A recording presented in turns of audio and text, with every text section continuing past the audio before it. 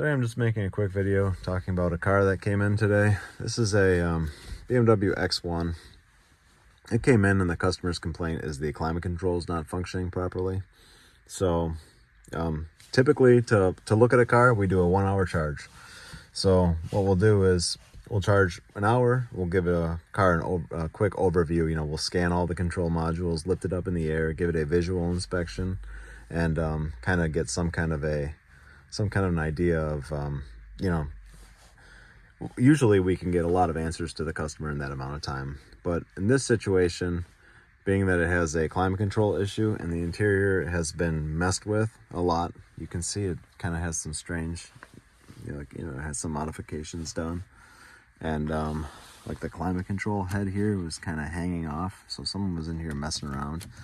It has a aftermarket radio unit, this Android unit. It has a backup camera, mirror. It has a lot of strange things installed, and it's likely that one of these, something that was wired was maybe tied into the wrong thing or something like that. It may have some electrical issue or something was left unplugged, and it could get pretty involved because I have to pull all this stuff apart now and try to figure it out.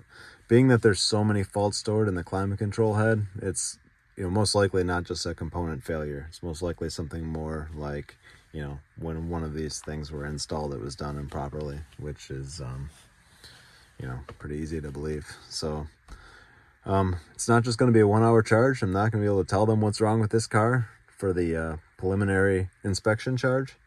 And if you have a car that has a similar situation to this, you shouldn't really expect it to be a quick, easy, tell me what's wrong with my car kind of thing, because we have to go in and figure out exactly what was done. And the 1 hour charge is just a general overview of the vehicle. It's not particular things and things like that have been messed with. It's gonna get more involved. So if this was a car that it had fault stored for the climate control and all this was factory still, it'd be a lot easier to chase down what's going on, because I could go in and I could assume that the wiring is probably pretty fine, and I could assume that there's a lot of things I could kind of I would know that aren't common problems and things haven't been messed with. So it's easier to get to the bottom of it quickly, or it's easier to make an accurate estimate as far as what it may need, and than a situation like this. So that's all. So thanks for watching.